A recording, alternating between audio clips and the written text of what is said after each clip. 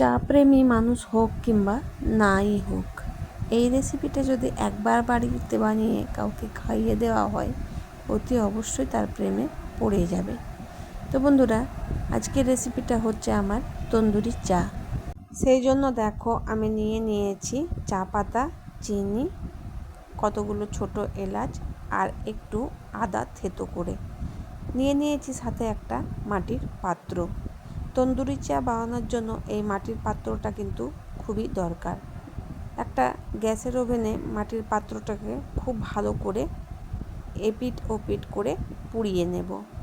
এদিকে চাটা তো শুধু খেলে চলবে না, চায়ের সাথে তো চাটাও দরকার। তাই এখানে কিছু পাঁপড় আমি ভেজে নিয়েছি। হ্যাঁ, বিস্কুটের সাথে চাটা মানানসই হয়, কিন্তু যদি একটুখানি পাঁপড় থাকে তাহলে চা খাওয়ার মজাটা আরও জমে ওঠে। তো বন্ধুরা, আজকের রেসিপিটা যদি ভালো লেগে থাকে তাহলে লাইক, কমেন্ট, শেয়ার করো।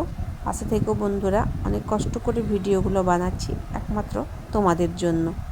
এখানে আমার কিছু পাঁপড় ছিল, সেগুলো ভেজে নিয়েছি।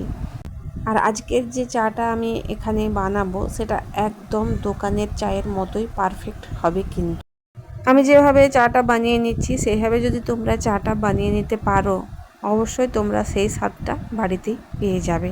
সেই জন্য দেখো, যেমন চা তৈরি করতে হয় সেরকমভাবে আমি একটা পাত্রে নিয়েছি জল, পরিমাণ মতো লিকুইড দুধ, চিনি, চা পাতা, এলাচ থেতো করে দিয়েছি, আর সাথে দিয়েছি আদাটাও।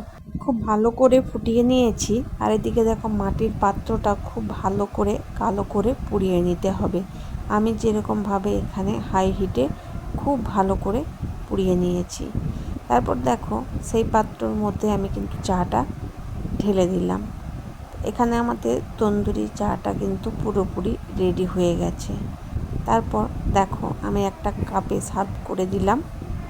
কি সুন্দর হয়েছে চাটা, তোমরা দেখেই বুঝতে পারছো, আর খেতেও কিন্তু দুর্দান্ত হয়েছে। তো চলো বন্ধুরা, আজকের রেসিপিটা আমার এই পর্যন্তই। দেখা হচ্ছে তোমাদের সাথে আবার কোনো নতুন ভিডিও নিয়ে। ততক্ষণের জন্য তোমরা সবাই ভালো থেকো, সুস্থ থেকো, আর এভাবেই দেখতে থেকো আমার সাথে আমার ভিডিওগুলো।